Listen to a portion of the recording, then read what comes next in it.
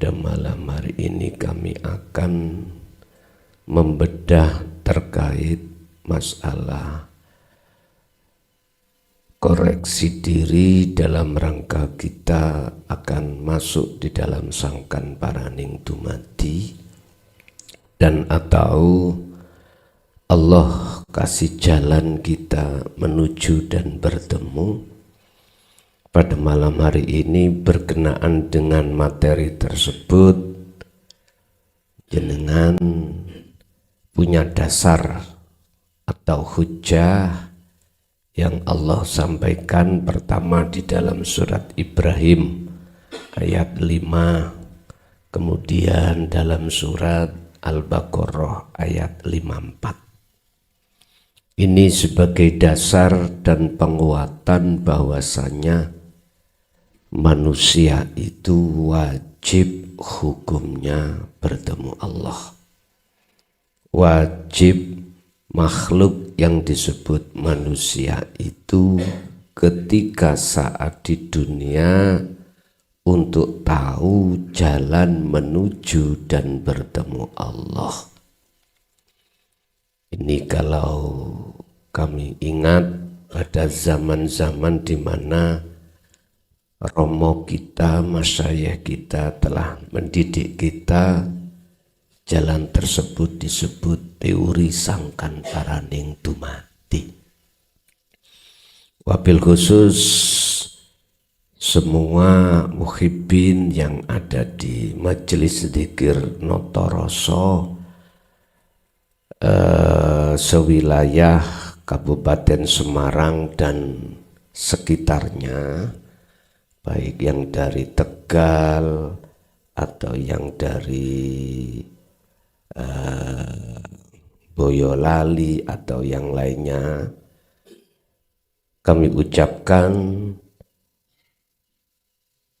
bahwasannya kita bersyukur pada Allah di mana kita telah dibimbing oleh Allah sehingga mengerti kahanan atau mengerti jalan bagaimana kita kundur wangsul ingrsani Allah Subhanahu wa ta'ala. Bapak Ibu, di dalam surah Ibrahim ayat 5 ini sebetulnya sebelum ayat ini diturunkan ada asbabun nuzul, sebab-sebab diturunkan, mengapa Allah menurunkan ayat ini. Niku yang disebut asbabun nuzul. Ceritane ngeten, Pak. Oleh karena banyak manusia, ruhaniyahnya itu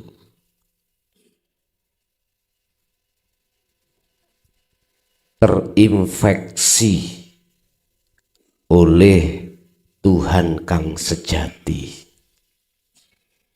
oleh gesang kang sejati, oleh Allah kang sejati, yang berupa apapun yang bersifatkan masiwallah, perkara selain Allah. Akhirnya ayat ini diturunkan. Lah, tujuannya apa ayat ini diturunkan? Supaya ruhaniyah manusia itu tidak bergantung, tidak beriman terhadap selain daripada Allah. Intinya ada di situ. Sebab selama ruhaniyah ini masih ada perkara selain Allah kang wujud, maka selama ini hati kita buta, gelap alias buta. Mungkin jenengan sering mendengarkan sejarah bahwasanya Indonesia ketika saat masih dijajah oleh bangsa lain, maka tidak punya kemerdekaan. rakyat Indonesia menjadi rakyat yang terjajah, akhirnya menjadi budaknya yang menjajah. Sama. Bila rohaniah kita itu terjajah oleh nafsu di dalam diri sendiri, maka rohaniah itu disebut rohaniah yang terjajah. Akhirnya jadi budaknya nafsu. Kalau sudah menjadi budaknya nafsu, maka keadaan rohaniah kita itu mengikuti hukumnya nafsu. Apa hukumnya nafsu? Inna nafsa la amaratum bisu. Hati rohaniah ini diajak, disuruh untuk beriman pada selain yang memiliki wujudnya Allah. Disuruh untuk beriman selain itu. Sampai di dalam surat Al-Baqarah ayat 54. Niki nyeritakake kaum Nabi Musa, ya. Saat itu kaum itu menyembah anak sapi. Wa idh qala Musa liqaumihi ya qaumi innakum zalamtum anfusakum. Iku dawuh ngeten. Tatkala Nabi Musa diperintahkan Allah untuk masuk di tengah-tengah kaum tersebut pada saat itu, disebabkan kaum Nabi Musa itu apa? Bittikhadikumul ijlah, menyembah anak sapi. Iki sebetulnya kinayah, Pak, isyarah terhadap kita. Yang dimaksud anak sapi itu adalah masyaallah, perkara selain Allah. Kalau saya bicara Allah bukan nama loh, bukan. Yang memiliki nama Allah. Ittikhadikumul ijlah niku bahasa Quran, bahasa kinayah. Anak sapi, bukan anak sapi itu. Hakikatnya adalah ruhaniyah kita beriman kepada selain Allah yang sudah masuk di dalam hati kita. Itu semua proses nafsu memasukkan hidangan-hidangan itu supaya hati kita suka terhadap hidangan. Kalau sudah masuk di dalam hidangan itu, maka kita otomatis akan menjadi budaknya hawa nafsu. Ruhaniyah akan melakukan hukum-hukumnya nafsu. Apa hukumnya nafsu? Itu tadi. Inna nafsa la amaratum bisu. Sesungguhnya nafsu itu ngajak perkara yang jelek. Artinya bentuknya jelek, kita beriman selain daripada wujudi Gusti Allah. Di situ. Entah namanya, entah sifatnya, yang berupa isin dunyo lan isi langit niku yang disebut makhluk. Ini rakyat Indonesia ketika saat dijajah bangsa lain harus mengikuti hukumnya bangsa yang menjajah. Gak ada kemerdekaan. Jenengan nggih ngoten kalih kula rohaniah itu. Kalau sudah menjadi budaknya hawa nafsu, nggak ada ketenangan. Jangankan yang miskin, yang kaya pun dia nggak ada ketenangan. Karena tumpahan hatinya itu terhadap duniawiyah. Memang ini pengajaran nafsu. Otomatis saat hati rohaniah ada di situ, sudah lalai pada Allah yang sejati. Lalai. Setiap saat dan waktu lalai kita. Lalai dalam arti kita nggak sadar bahwasanya semua apapun yang terjadi sumber munculnya dari Allah Subhanahu wa Ta'ala. Nggak sadar. Bahkan kita menuduh datangnya perkara itu dari makhluk. Baik makhluk diri kita maupun makhluk di luar diri kita. Contoh kopi, saya minum terasa pahit. Rasa pahit, otomatis kita beriman dari kopi. Nggak mungkin hati ini beriman rasa iku sangka urip yang melimputi terhadap kopi. Nggak mungkin. Karena kita masih dalam kondisi budaknya hawa nafsu. Bittikhadikumul ijla, gara-gara kita itu menyembah anak sapi, maka Nabi Musa dawuh, ya qaumihi kaumku, innakum sak temene sira kabeh, sesungguhnya kamu semua iku dolamtum anfusakum, mendolimi dirimu sendiri. Dengan bentuk apa? Dengan bentuk bittikhadikumul ijla, menjadikan selain daripada hidup ini sebagai Tuhan. Akhirnya kita sering disebut orang yang merampas bajunya Gusti Allah. Contoh, orang yang merampas hak Allah atau bajunya Allah. Yoro saya misalkan jadi wong sugih, kaya, hatiku merasa yang kaya aku. Saya melakukan apapun, saya merasa di dalam hatiku yang melakukan aku. Loh, ini loh Pak. Sebetulnya itu baju Allah. Mengapa harus kita rampas?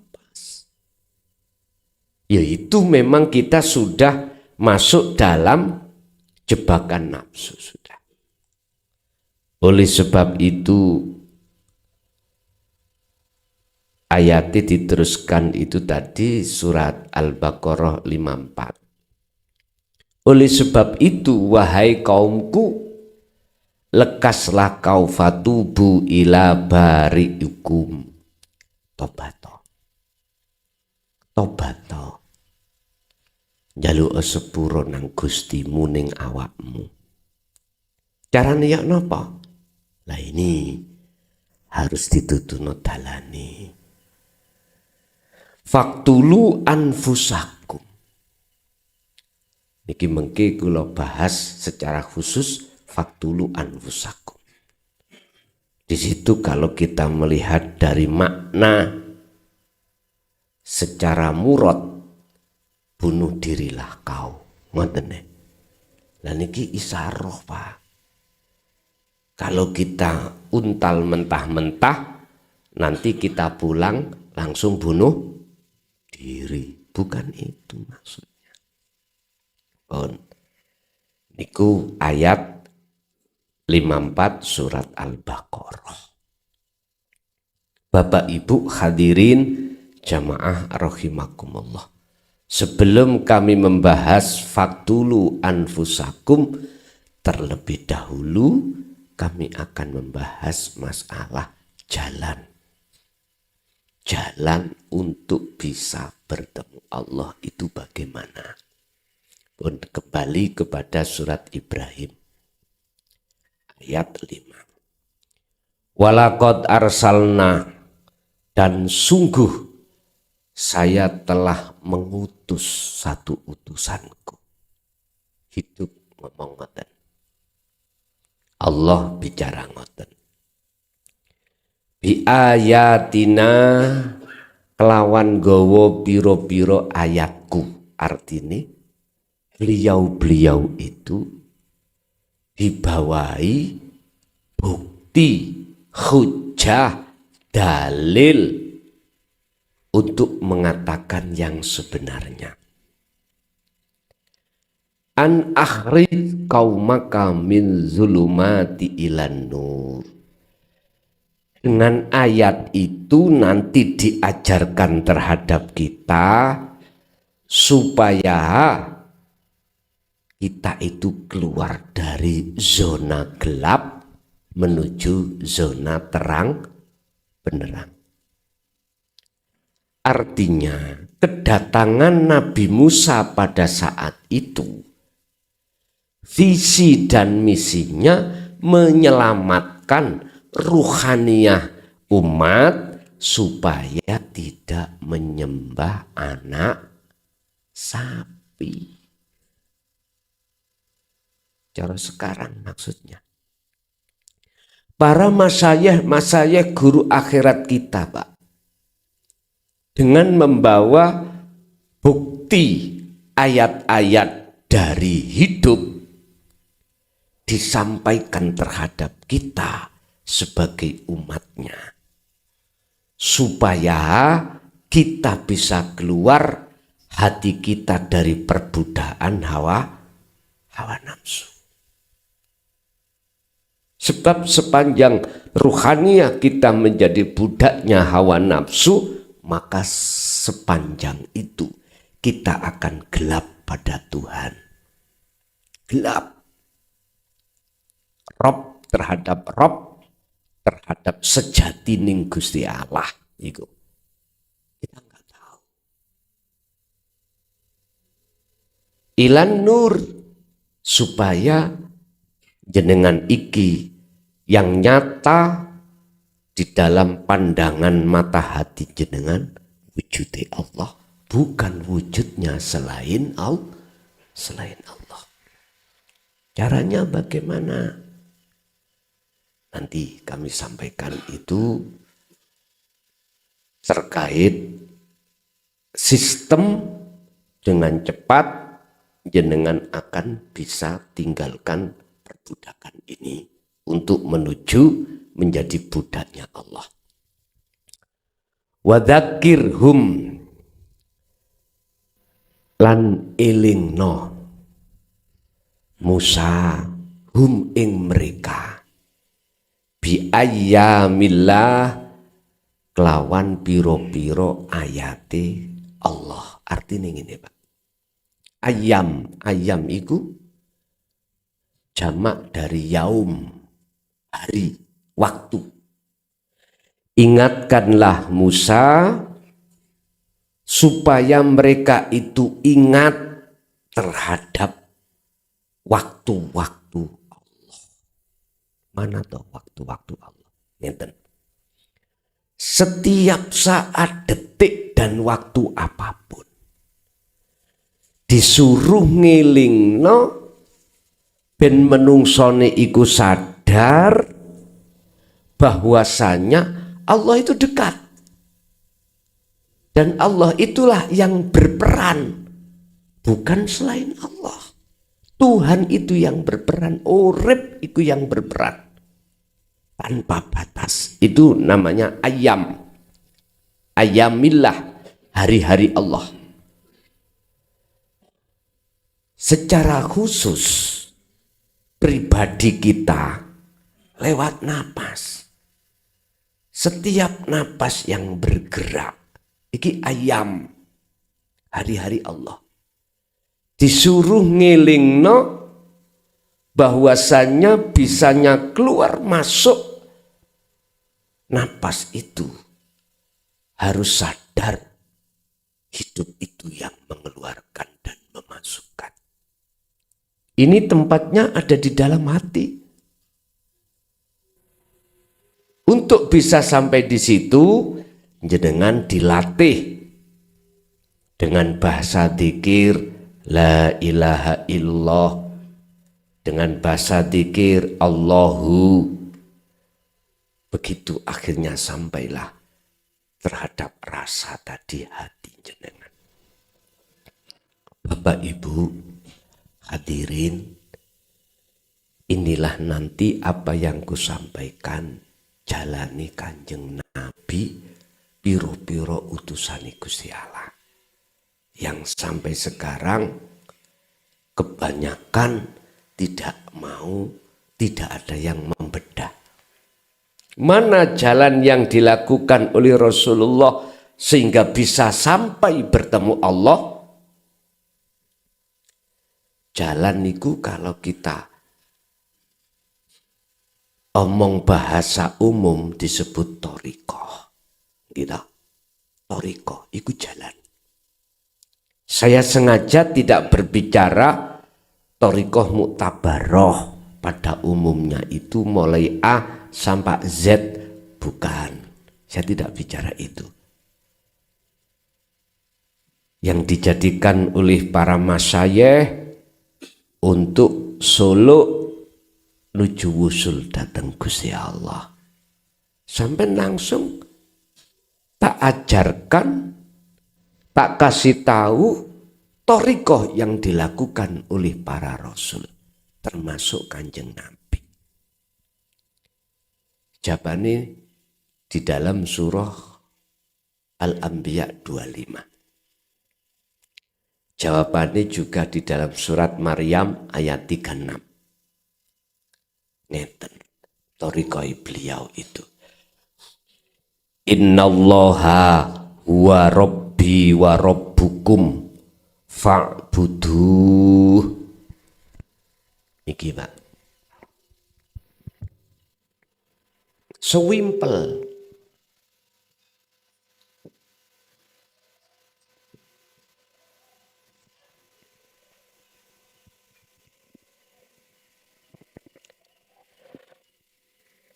Fa'buduh niku pengabdian.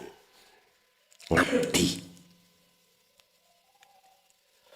Hu ing kosong iki. Kalau kita bicara dari sisi kitab, hu itu menyimpan marjek yang dirujui. Siapa? Umat Islam mengatakan Allah.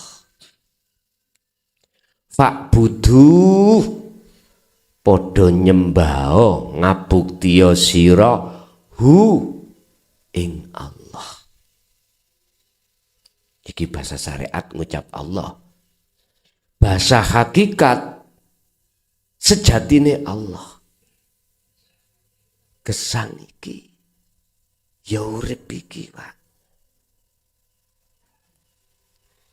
Bukan nama, bukan sifat, bukan zat. Makanya bahasa hu iku tengah iku kosong. Kosong iku maksudnya dalam hati jenengan tidak ada masyiwallah. Perkara selain wujudnya Allah. Gak ada.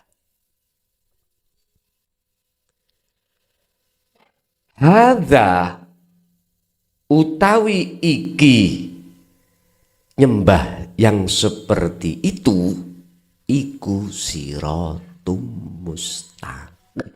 Sirat jalan mustaqim yang lurus.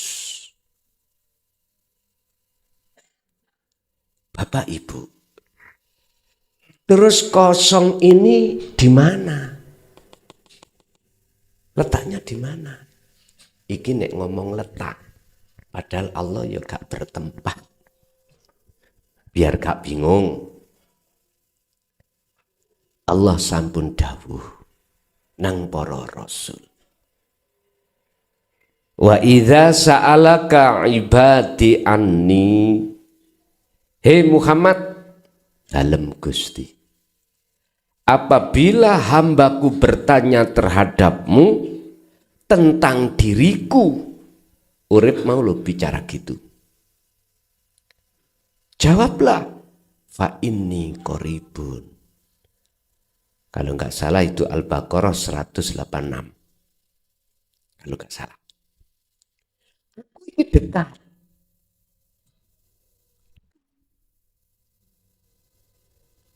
Pun biar tambah jelas. Gusti Allah iku menehi para utusan kekasih Allah itu 2 thariqah.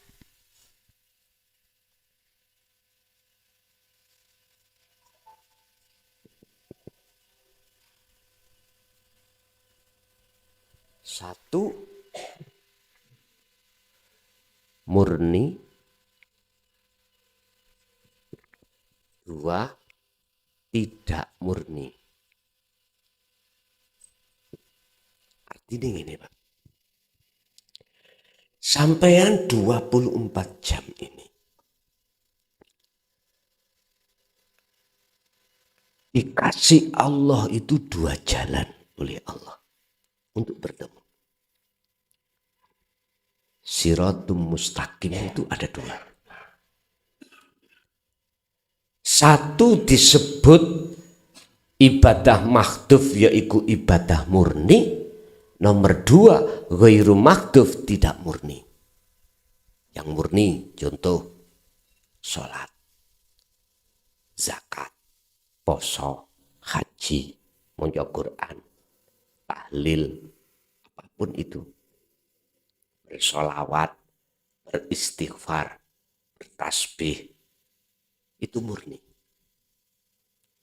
Yang kedua tidak murni, kerja, makan, jagongan, apapun. Termasuk beol, buang air kecil dan besar, itu tidak murni. Lah Kanjeng Nabi iku 2 jalan itu selalu dijadikan sebagai fasilitas untuk bertemu Tuhan. Bertemu urip. Karena urip iku, karena Allah itu tidak jauh dari jenengan. Fa'aina ma tuwallu fathamma wajhullah. Apapun yang Anda lakukan, dimanapun Anda menghadap, di depan jenengan ada wajahnya Allah. Yang kita sebut kosong itu wajahnya. Ini. Jadi enggak muncul zaman para rasul thariqah A, thariqah B, thariqah C sampai Z yang jumlahnya yang disebut muktabaroh, yang sambung, dikatakan muktabaroh kan sambung terhadap Kanjeng Nabi. Bukan itu yang kumaksud. Yang kumaksud thariqah yang dilakukan oleh para rasul, semua aktivitas ruhaniyahnya itu selalu bertemu Allah di situ. Atau sekarang aulia, kekasih Allah. Semua beliau jadikan sebagai jalan untuk bertemu Allah. Sebab Allah ya di mana-mana dan tidak kemana-mana. Jadi situ. Caranya ya nopo. Syaratnya ya apa? Syaratnya bagaimana? Caranya bagaimana? Kita bisa bertemu sejatinya Allah di setiap thariqah 2 itu. Akhirnya disebut thariqah 2 itu sholat. As-sholatu mi'rajul mu'minin. Di dalamnya disebut zakat, poso, haji, dan lain sebagainya. Bapak Ibu, ini sudah kita kenal thariqah yang pernah dilakukan oleh para rasul, guru-guru akhirat kita yang disebut aulia atau para kekasih Allah. Allah. Sekarang bagaimana praktek caranya untuk bertemu Allah lewat thariqah itu? Bapak Ibu, kembali kita pada surat Al-Baqarah 54. Cara jenengan bertemu Allah, cara jenengan itu lepas dari belenggunya nafsu, perbudakan nafsu, cara rohaniah jenengan merdeka dari penjajahan nafsu dalam diri kita, maka dalam surat Al-Baqarah Allah katakan faktulu domatenono sira kabeh anfusakum ing awak sira kabeh. Ini bahaya, Pak. Kalau tidak kita sarai maksud daripada ayat ini. Sebab miturut muhakamah bunuh diri nih. Bunuh diri. Padahal bukan itu maksudnya fisik, bukan. Tadi sing dijajakan rohani, lah ngoten nggih. Maka secara rohani bukan jasmani. Bagaimana caranya faktulu anfusakum?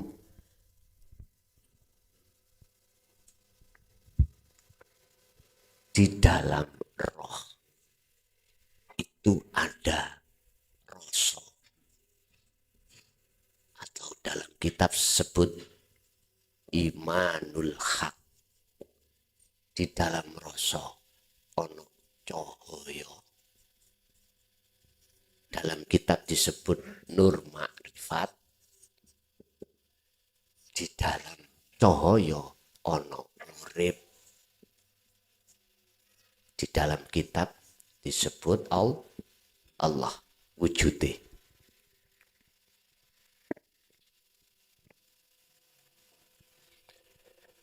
Dalam hati jenengan itu ono rasa.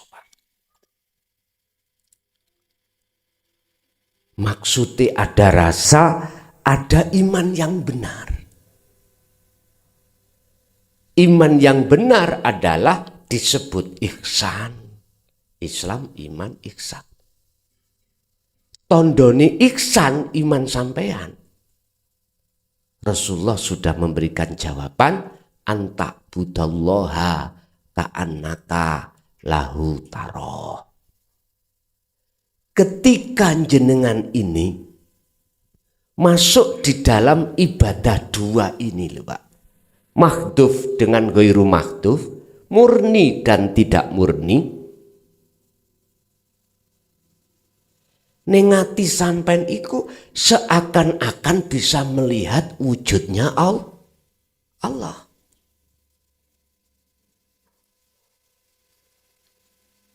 Seakan-akan. Bahasa seakan-akan ini maksudnya apa?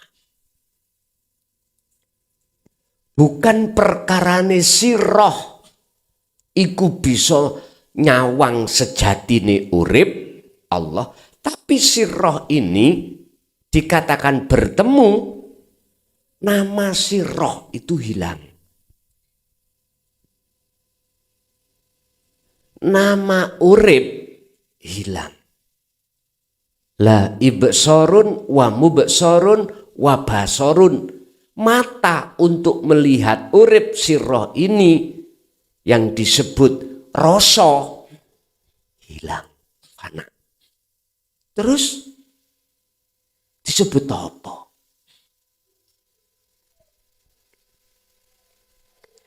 Iki gak boleh disebut, tapi tak dudono tok iki lho.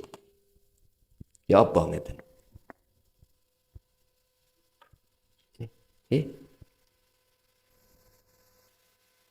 Sekarang bagaimana caranya roh iku sambung menyang urip dengan rasa? Ini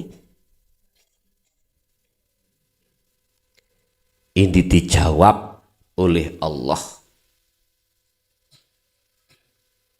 di dalam surah Al-Ahzab ayat 41. Jawaban yang ini. Para rasul dan para kekasih Allah.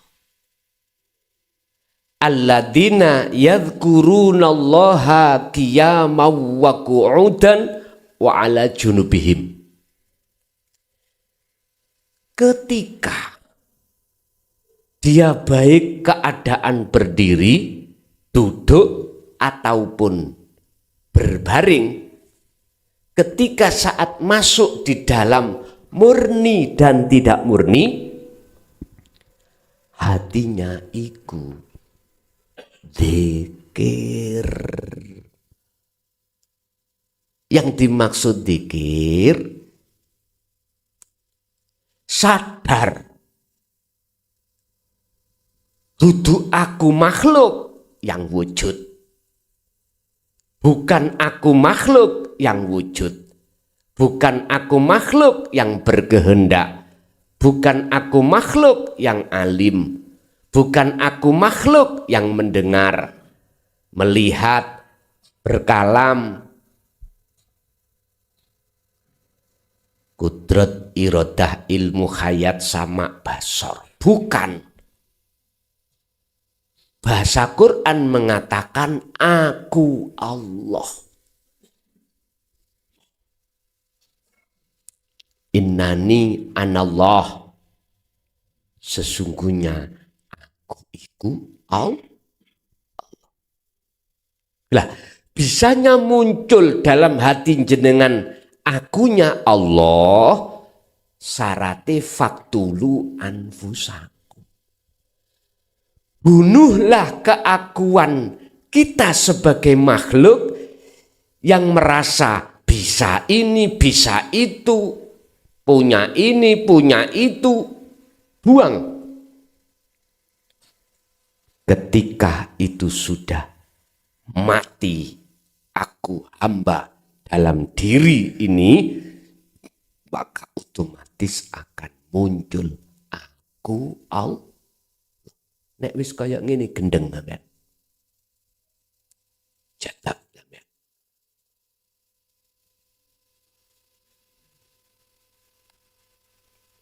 Dikatakan gendeng iku ruhania sampean ini, Pak, sudah tidak bisa dihidangi oleh nafsu berupa gebiarin dunya model ya apa, enggak bisa. Surat Ibrahim ayat 3. Nafsu dan konco-koncone nafsu itu selalu wayastahibbunal hayatad dunya, membawa hidangan gebiarin dunya terhadap rohaniah supaya rohaniah seneng. Kalau sudah seneng, dia terima, dia rampas, akhirnya alal akhirah. Jatuhnya kita lupa, kita lalai sejatine urip. Akhirnya ngaku-ngaku. Ini Pak. Ya inilah akibat kita itu seperti apa namanya? Hati yang dolim pada Allah, akhirnya muncul sebab musabab, asbabun nuzulnya surat Ibrahim ayat 5 tadi diturunkan. Itu sebabnya. Bapak Ibu, kembali pada bagaimana kita melewati dua jalan itu untuk bertemu Allah. Faktulu patenono keakuan. Yang melakukan, yang segala-galanya. Rasa rumongso keakuan diri sebagai makhluk tadi lho Pak, faktulu patenono, pendemen. Kalau ini sudah sampai pendem, maka akan muncul keakuan Allah di dalam diri jenengan. Itulah yang disebut bertemu. Bahkan di dalam kitab Hikam itu beliau Syekh Ibnu Athaillah mengatakan begini. Idfin mendemo siro wujudaka ing eksistensi rasa keakuan sebagai makhluk. Pendemen. Di mana olehnya memendam? Fi ardil humuli, di dalam bumi humul. Humul itu apa, Pak? Sepi. Maknanya sepi. Apa? Pendemen di bumi kefanaan. Di bumi fana. Bumi yang tiada, artinya wujud sampean iki ojo di aku wujud jenengan. Punya karep, punya kekuatan, punya apapun, empun di aku. Loh, ini loh maksudnya. Kalau ini sudah terlaksana, maka disitulah Pak akan muncul kebenaran.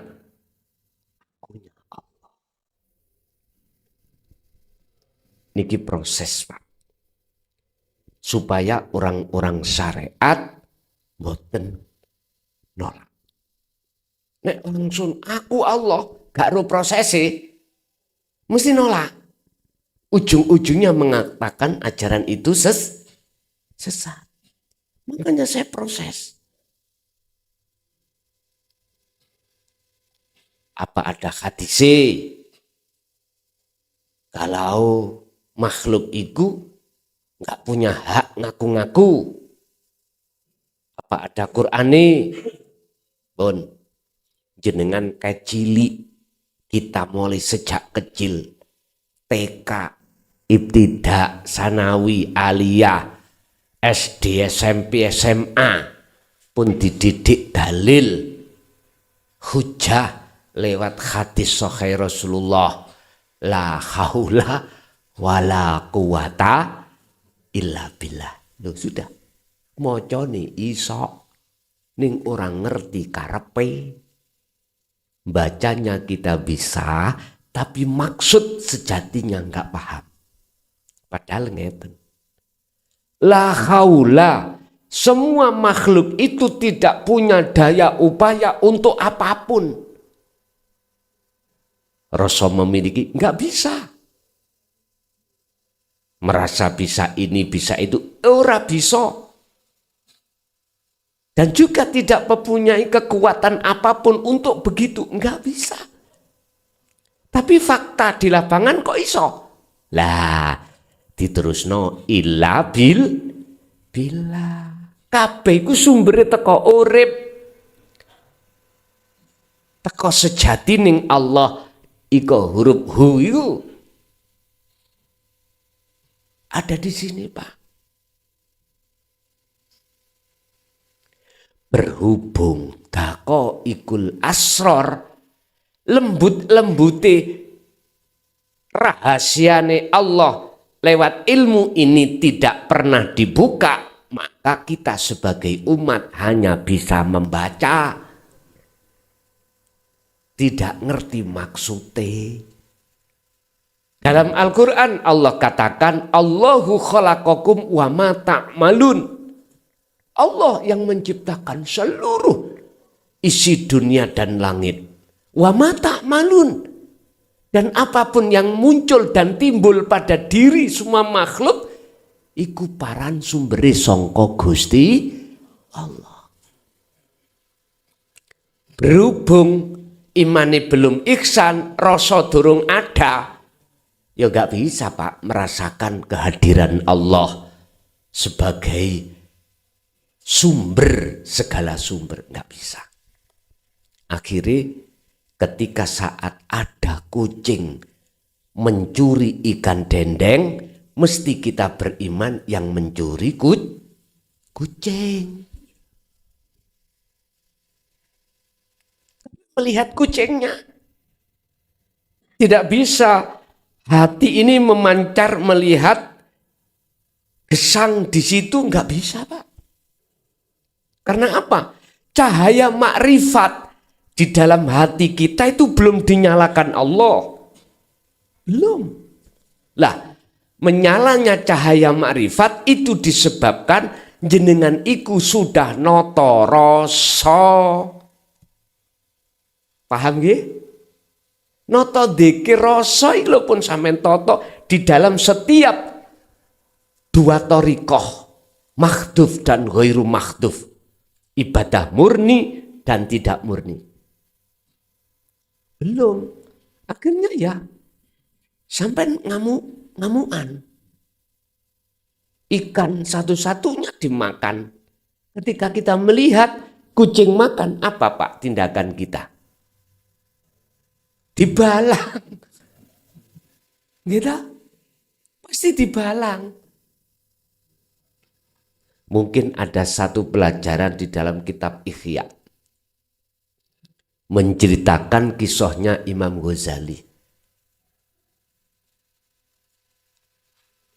Muhammad bin Muhammad ibnu Ahmad Al-Ghazali. Ketika beliau itu nulis mengarang kitab di dalam mushaf, nulis ya. Kitab Ihya nih Pak. Asbaknya itu ada lalat yang minum mangsi.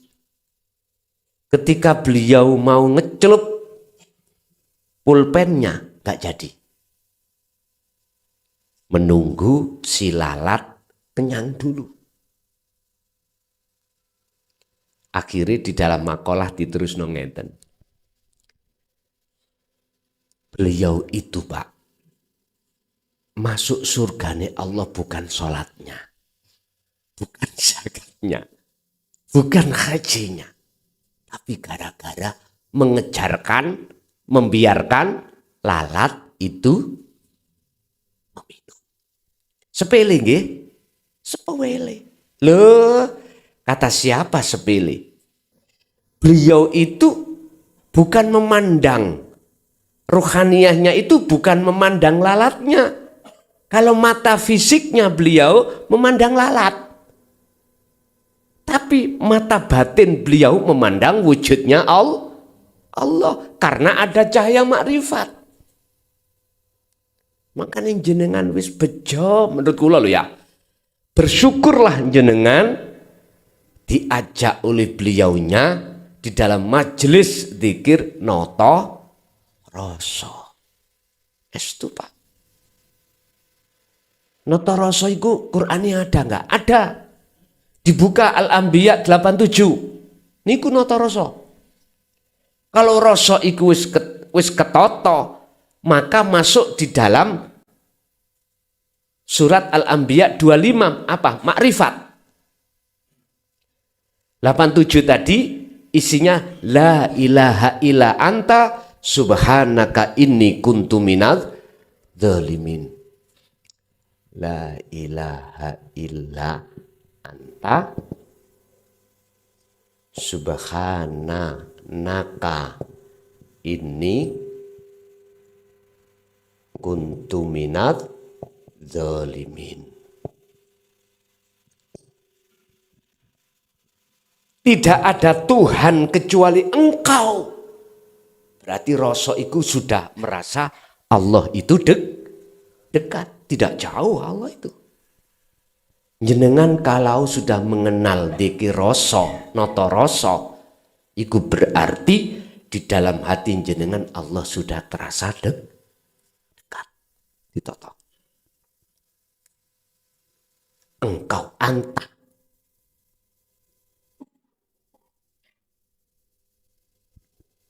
Subhanaka inni kuntum minadz dzalimin.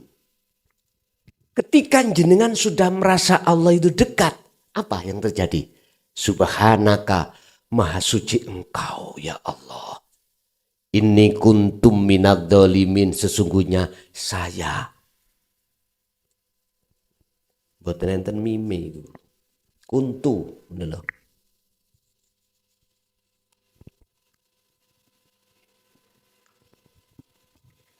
Ngeten niki. Kuntum minal zalimin. Sesungguhnya saya itu zalim datang jenengan ya Allah. Bentuk zalim pundi? Tadinya kita itu dalam hati isinya iman selain Allah itu. Kucing tadi loh Pak. Masuk dalam hati. Kucing. Sapa sing gonggong? Asu. Lah ngoten nggih. Bahasa dohir.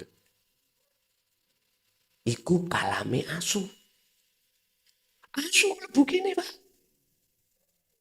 Ini kalau hati tidak ada cahaya makrifat.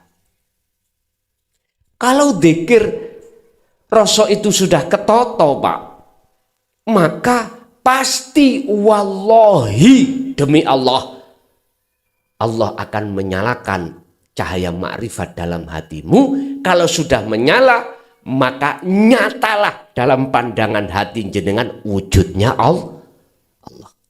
Makanya saya katakan, di dalam ruh itu ada rasa imanul haq, iman yang benar disebut ihsan. Kata Rasul,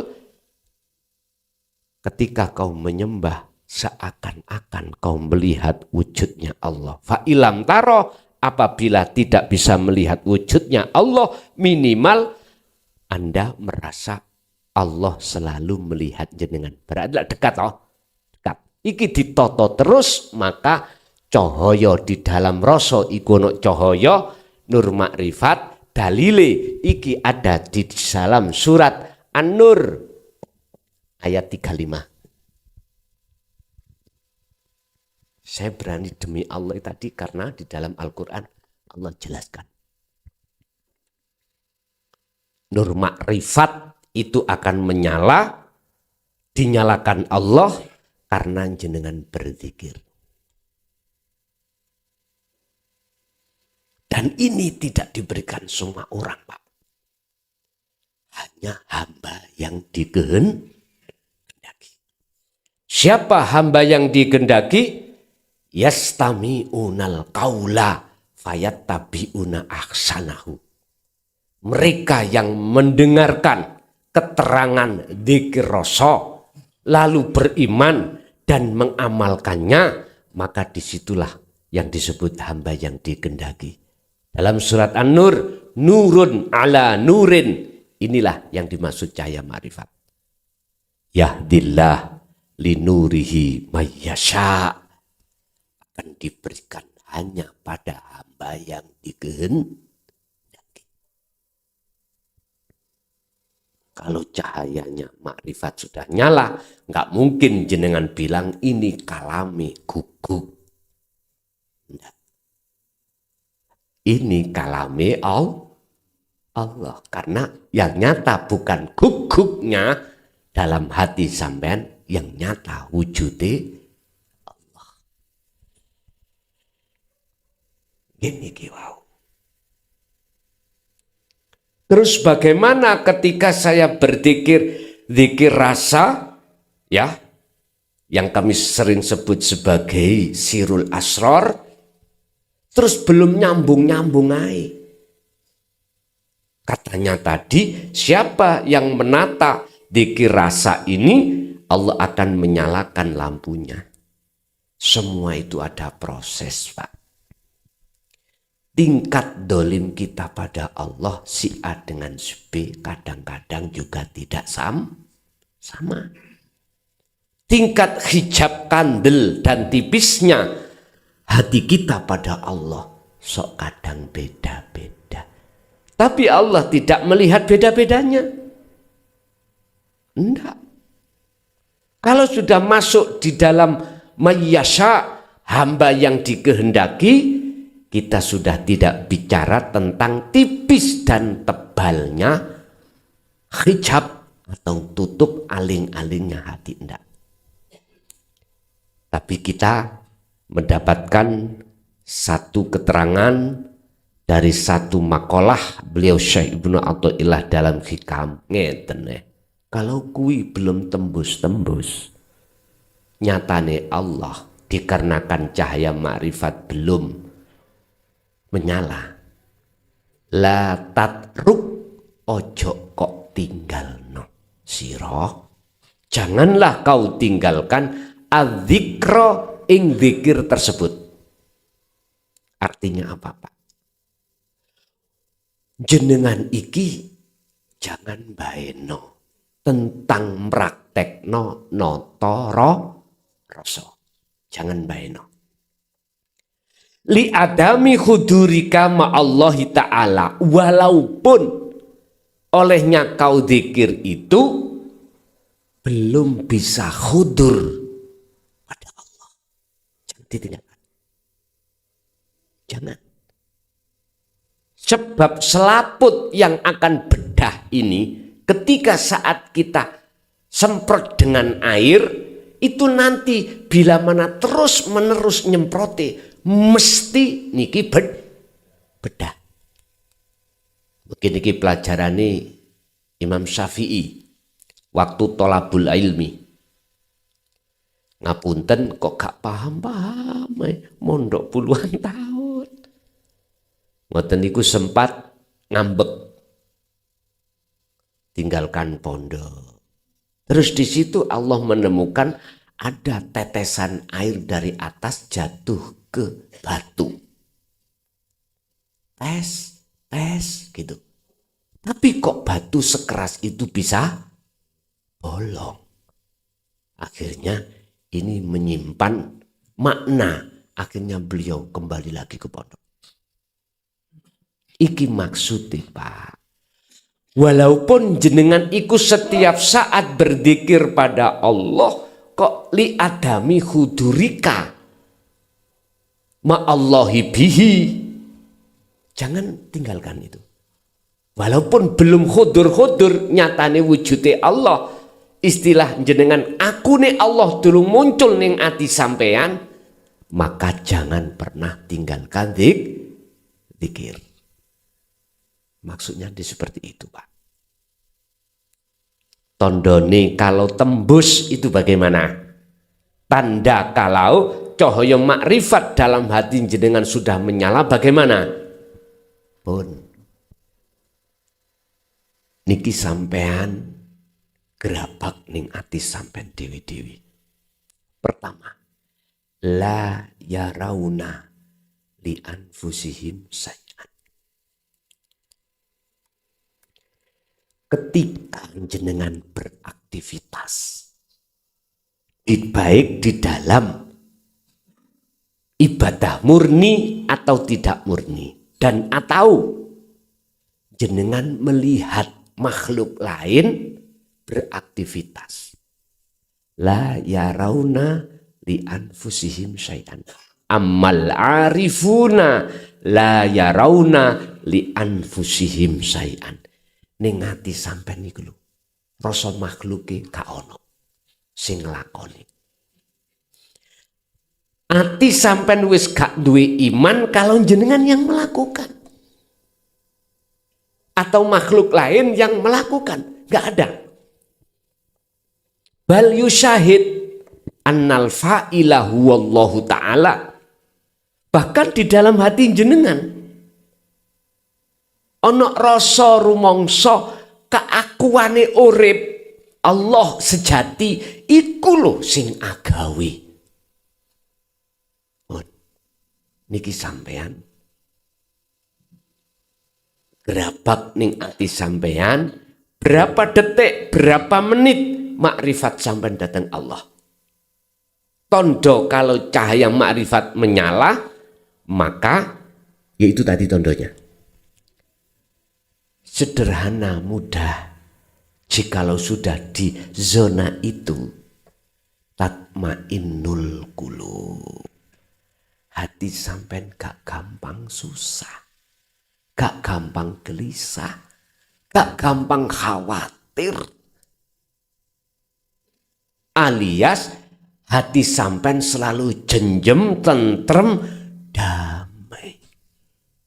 Kantun makrifat sampean ada di mana? Jadi musyahadatul fana, apakah kamil, apakah bakok. Melihat. Fana dan kamil Allah masukkan di makom mahfud, artinya cara banyu gelombangnya itu Pak. Jatuh bangun. Loh memang itu prosesnya.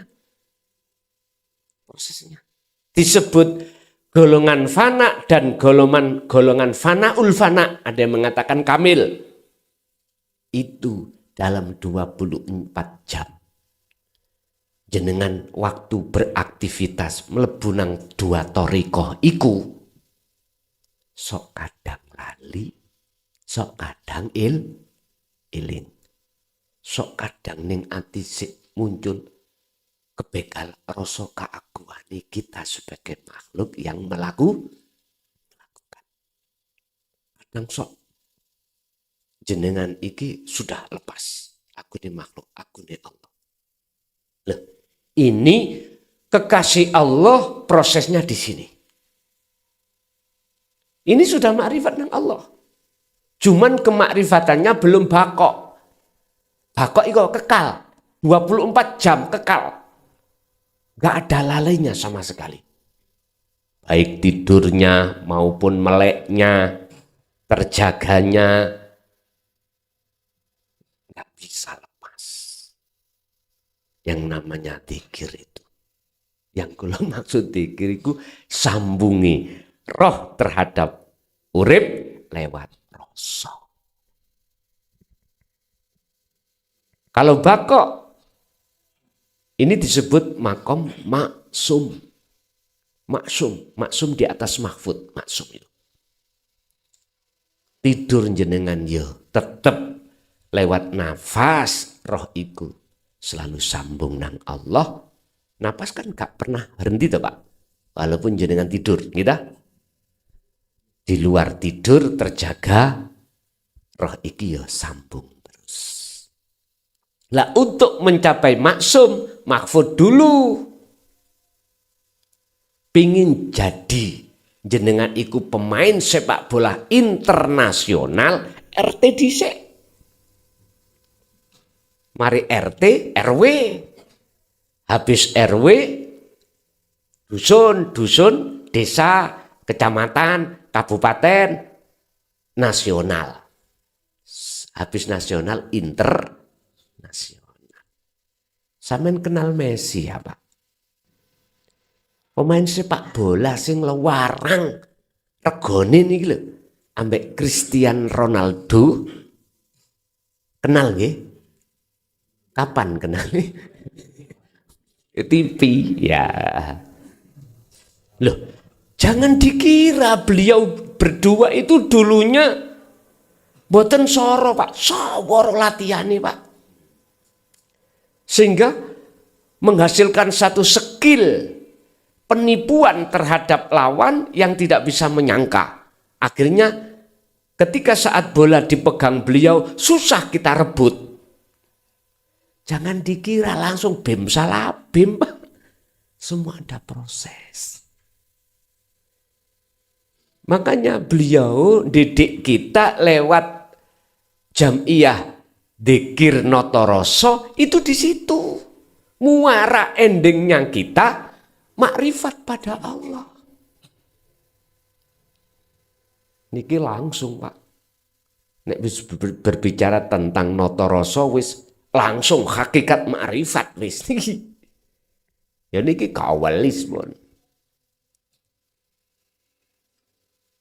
Cara la ilaha illa anta menuju illallah. La ilaha illa anta pendidikannya Notoroso itu di surat Al-Anbiya 87 itu. Iku dalile.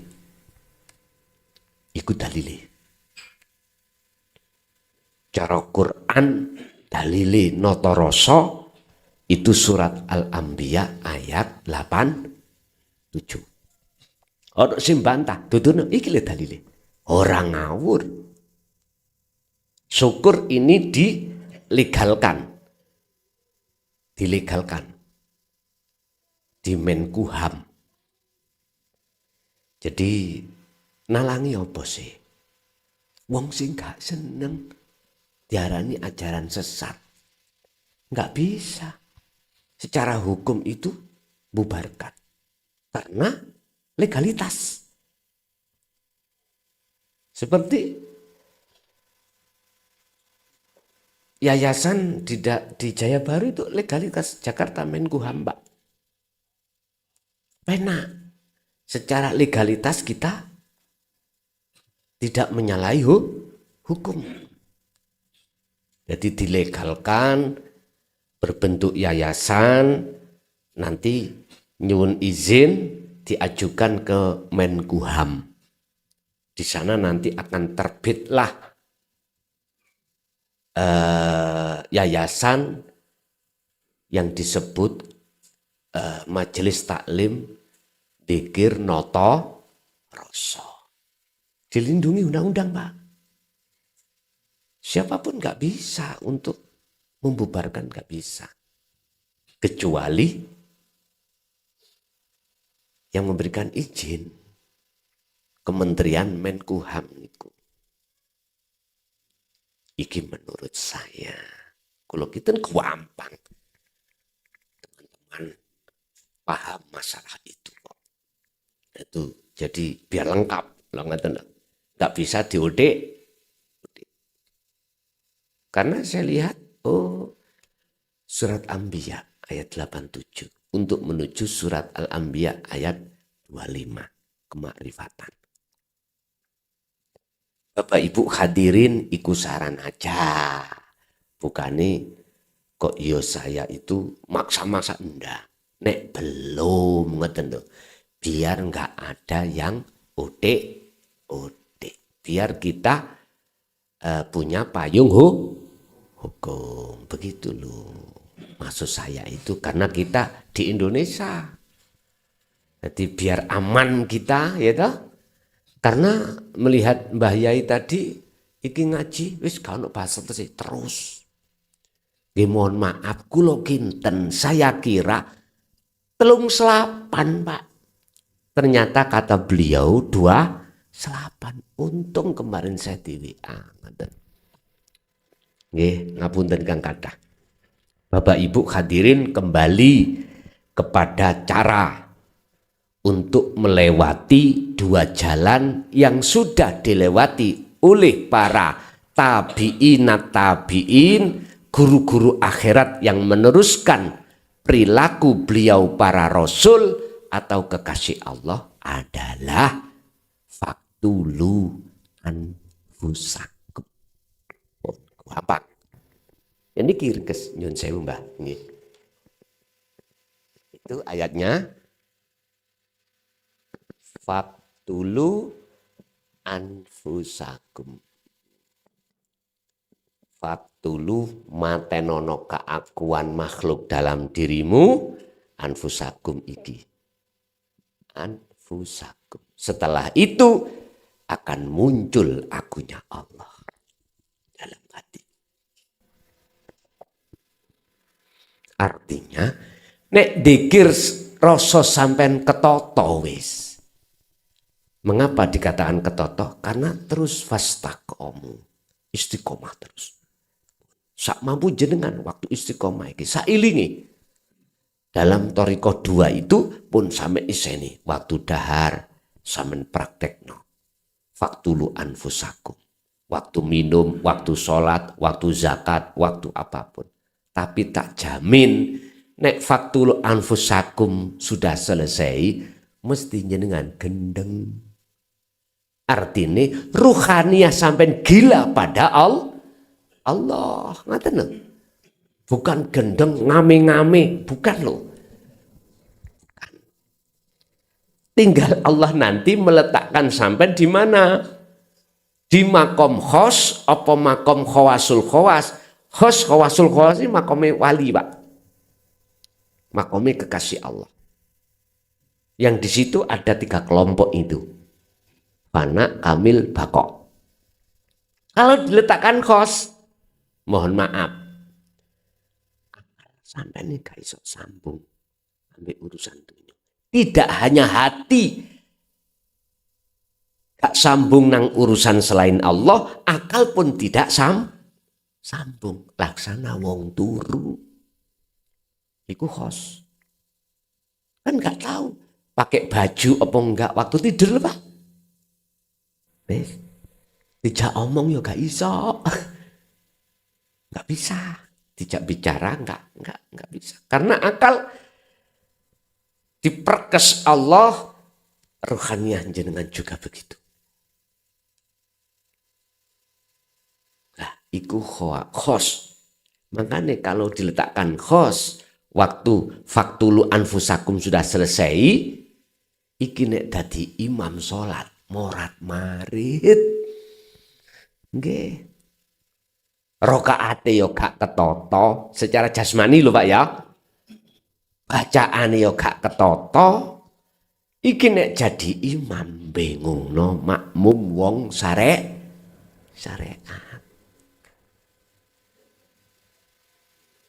Kita tidak bisa Pak memilih. Jenengan iki cukup faktulu anfusakum. Urusan diletakkan khos atau khawasul khawas urusannya Allah. Lah khawasul khawas itu beda. Hati sudah tidak sambung pada selain Allah karena bersenggama terus dengan Allah. Lah akal ini masih dibiarkan Allah sambung dengan urusan akal. Duhur petang rakaat sadar. Oh si telu kuras itu akal. Nek hati nggak bisa. Oh iki bojoku, oh iki anakku. Iki sadar akal. Tapi hati mboten sadar. Krono yang ada di dalam khawasul khawas mesti beto ngasto petang sifat. Sidik fatonah tablek amanah. Mesti Pak. Laqad kana lakum fi rasulillahi uswatun. Ya niki beliau. Jenengan bisa. Jenengan bisa. Walaupun jenengan kali kula tidak ada nasab duriyah Rasul bisa. Karena jelas surat An-Nur ayat 35 tidak bicara nasab. Tidak bicara duriyah keturunan. Tapi terhadap orang yang dikehendaki. Umpama jenengan ada duriyahnya, ada nasabnya Rasul. Ya jok kemlete. Sebab nasab gak jamin untuk bisa ma'rifatullah. Tapi setidaknya loh ya. Iku faktor giring untuk bisa sampai ke ma'rifatullah. Sebab pohon mangga gadung asalnya peloknya yo gadung. Nanti buahnya yo gadung. Nggak bisa ditukar dengan pohon jarot, peloknya gadung, nggak bisa. Jarot ya tahu pohon pelem jarot Pak. Sini apa nama? Kau wacut nih kalau. Kenapa? Tengir. Kalau di Jawa Timur itu namanya pelem jarot. Seratnya dawa-dawa nih kalau. Di sini pakel. Oh ya wis, sak kerso. Namanya beda tapi wujudnya tunggal. Lah ngoten nggih. Sama. Enggak bisa. Kalau kita ingat Fir'aun iku bapak, duwe bapak namine sinten? Kan'an. Kan'an anake sapa? Nabi Nuh. Ya apa sih? Berarti dilihat dari arah sini nasab itu tidak jaminan. Apa jaminannya untuk bisa sampai pada Allah? Ketakwaan sampai nanti bukannya. Takwa meliputi 3 hal, ilmu, amal, istiqomah. Ilmu yaitu wejangan ilmu la ilaha illa anta, tauhide. Amal praktek yaitu dzikir nata rasa, terus menerus disebut istiqomah, akhirnya la ilaha illa ana, makrifat pada Allah dinyalakan. Makanya saya berani bersumpah atas nama Allah. Siapapun panjenengan, apapun status Anda, apapun nasab Anda, jikalau jenengan sudah noto dzikir rasa, demi Allah, Allah akan menyalakan lampu dan bertemu Allah. Kurang kuat? Oke, sampean buka surat Al-Ankabut ayat 5. Al-Ankabut ayat 5. Allah sendiri yang berjanji. Man kana yarju liqa Allah, barang siapa dalam hatinya ada satu keinginan untuk bertemu Allah sebab Allah terasa dekat, fa inna ajalallah la'at. Allah berjanji dalam waktu yang sudah ditentukan pertemuan pasti terjadi. Dari sinilah saya berani bersumpah kalau firman wahyu itu benar, kebenarannya dari Allah sebagai umat Islam. Quran bukan koran Pak ini. Quran itu hujjah yang tertinggi bagi umat Islam. Cuman aja pada saat kita ngaji di surat itu ayat itu, berhubung pelajaran kita SD, gak sampai keterangannya di situ, gak sampai.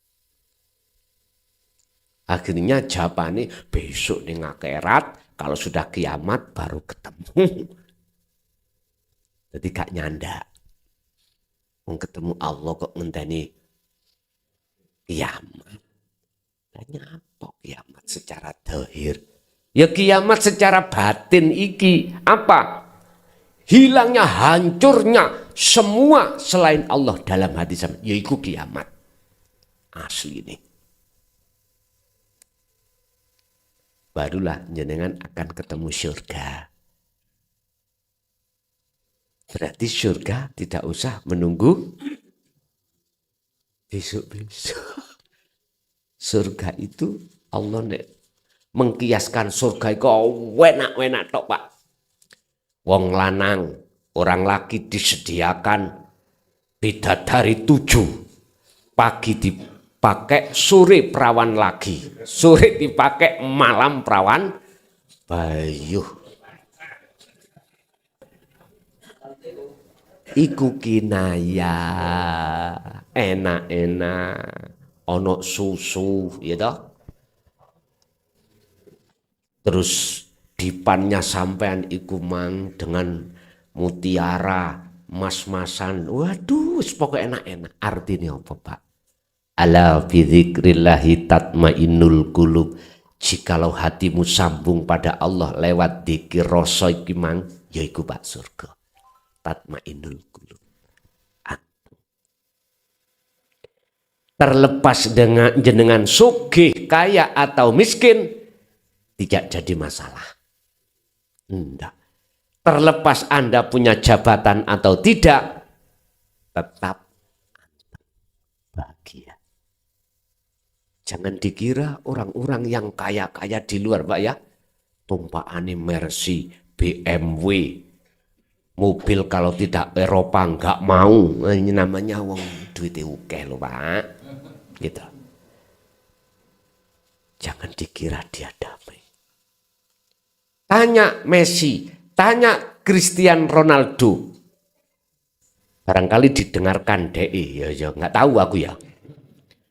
Dunia mewah bergelimpangan seperti itu, tidak ada hatinya menemukan kedamaian. Nggak ada. Paling dia senang sesaat ketika saat menggunakan itu. Wong lanang itu Pak Bu, nek wis cekelane duwe akeh, Bu, aman titeni.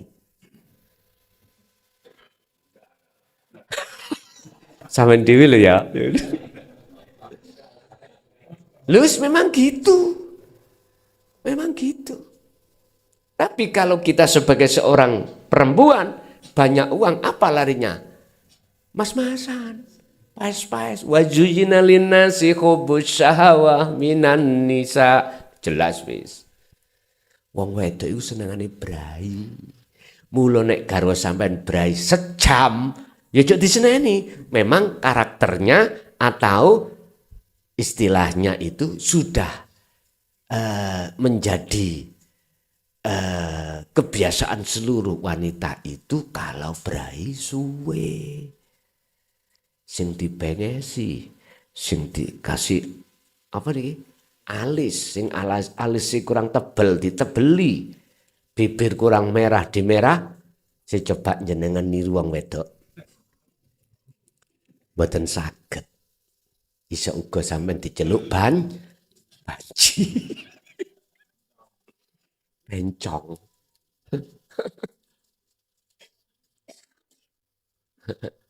Pun Bapak Ibu, sekarang kita cuma bersyukur pada Allah.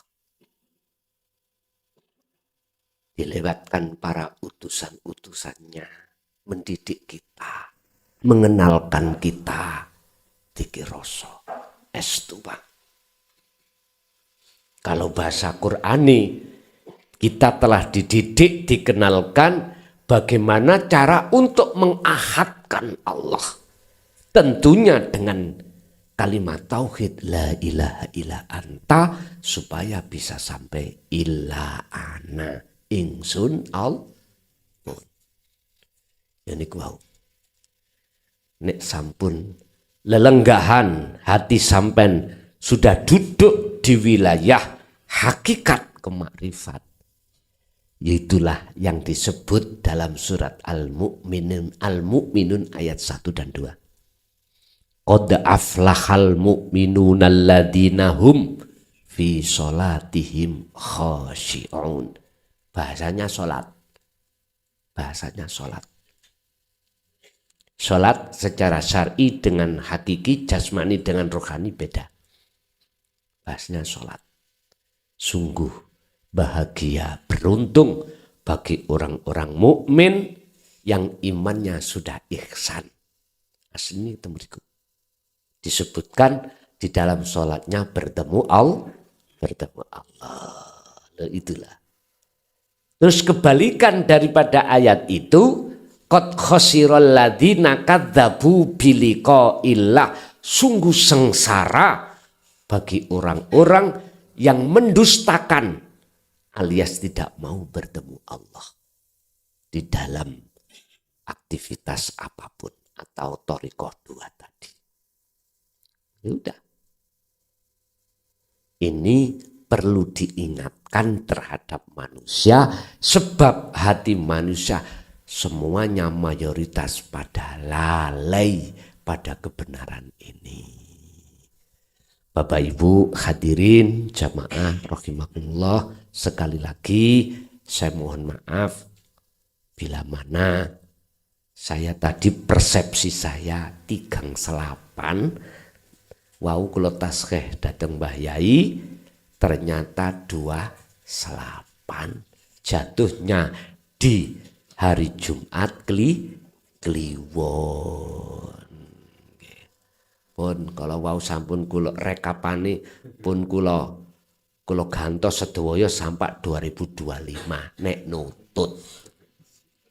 Ngoten nggih, tetep pun sampun 2024 pun penuh Pak, enggak ada waktu sing bolong ngoten. Sampak meksa-meksa nggih kula deleh awan. Nek gelem awan, nek gak gelem ya wis. Awan dina Minggu kula kan mboten kerja. Pun monggo ngoten. Nggih. Bapak Ibu, sebelum pengaosan ini kita tutup, mungkin ada beberapa hal yang perlu ditanyakan anggene jenengan ketika saat materi ini kula gelar, monggo kula aturi.